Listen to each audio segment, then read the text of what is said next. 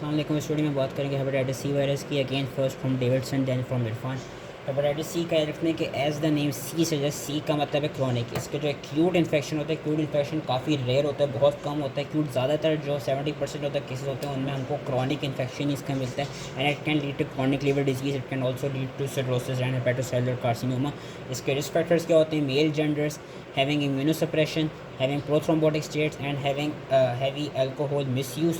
इसके वैसे क्या क्या और वो अलग से रिस्क फैक्टर्स क्या क्या इसका ज़्यादातर ये देखा जाता है कि ये ब्लड के थ्रू, ब्लड ट्रांसफ्यूजन के थ्रू एंड ज़्यादातर इंट्रावीनस ड्रग यूज़र्स जो होते हैं नीडल शेयरिंग के थ्रू ज़्यादा से ज़्यादा ट्रांसमिट होता है कि 95% of the new cases in the UK are due to intravenous drug users.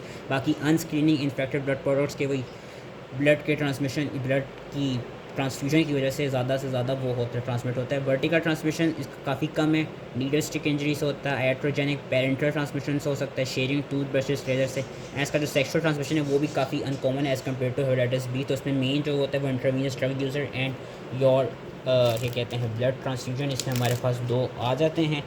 And इसकी अगर हम इन्वेस्टिगेशंस की बात करें तो इन्वेस्टिगेशंस में मेन चीज़ याद रखनी है जो इसकी आरएनए होती है, that is basically detectable in blood with in 2 to 4 weeks. लेकिन जो इसकी आरएनए के खिलाफ जो एंटीबॉडी होती है, जो एंटी-एचसीवी एंटीबॉडीज होती है, they come after 6 to 12 weeks. And यही हम इन्वेस्टिगेशन में यूज़ करते हैं फॉर टू डिटेक्ट द क्या कहते हैं the infection, to check for infection.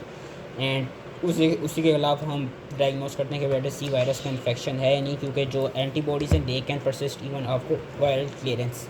And इसकी अगर हम बात करें मॉलिक्यूलर एनालिसिस की, तो मॉलिक्यूलर एनालिसिस का भी हम इरफान में भी अलग से देखेंगे। इसकी 6 कॉमन जीनोटाइप्स थी, जिसमें से जीनोटाइप 1, 2, 3, 4 ज़्यादा देखी गई थी, ज़्यादा कॉमन थी।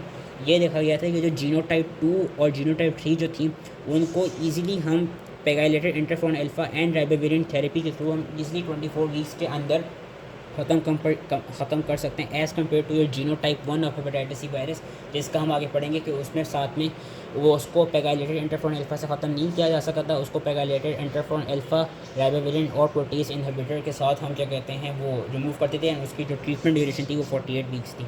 मैनेजमेंट की अगर हम बात करें तो मैनेजमेंट में हम इसमें एक चीज़ पे जाते हैं, that is known as sustained virological response. What is sustained virological response? Sustained virological response is basically your undetectable HCV RNA at least 12 weeks after the treatment, after whole treatment completion, that is known as sustained virological response। इसी को हम target कर रहे होते हैं।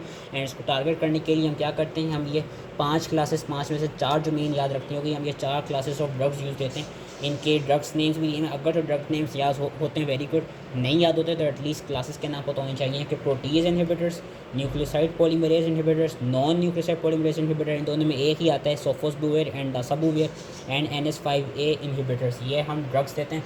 बाकी liver transplantation से भी हम क्या कहते हैं सिरोसिस वगैरह को ख़त्म कर सकते हैं। हेपेटाइटिस सी वायरस को का जो वो है फैक्टर है उसको कम कर सकते हैं।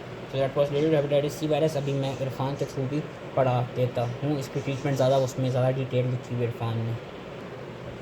अगर हम इरफान की बात करें तो हेपेटाइटिस सी वायरस कही दिया हुआ है कि जो एक्यूट इन्फेक्शन है वो 80% सब क्लिनिकल होते हैं, only 10 to 20% are symptomatic and they are presenting with hepatitis with jaundice और fulminant hepatitis which is very rare.